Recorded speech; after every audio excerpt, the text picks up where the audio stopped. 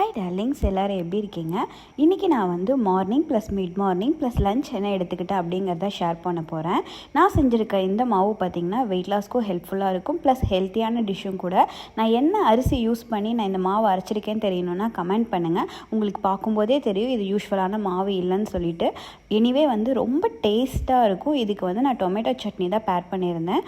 ரொம்ப சூப்பராக இருந்தது. ஹெல்த்தியான ரெசிபிங்கிறனால எல்லாருமே இது சாப்பிட்லாம், ஸோ நோ ப்ராப்ளம். நான் வந்து என்னோடய மார்னிங் வந்து இப்படி தான் ஸ்டார்ட் பண்ணேன். என் ஹஸ்பண்ட்க்கும் ஷேர் பண்ணேன். அவர் ரொம்பவே டேஸ்ட்டாக இருக்குன்னு சொன்னார்.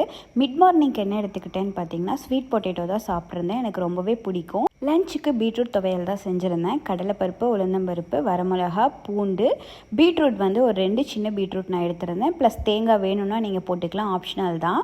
இல்லாமல் சாப்பிட்டிங்கன்னா இன்னும் கூடுதல் உங்களுக்கு பெனிஃபிட்ஸாக இருக்கும். ப்ளஸ் வந்து கருவேப்பிலை, கொஞ்சமாக புளி வந்து சேர்த்துக்கிட்டேன். நல்லா வதக்கிட்டு நம்ம அரைச்சோன்னா சூப்பரான டேஸ்டியான சட்னி ரெடி.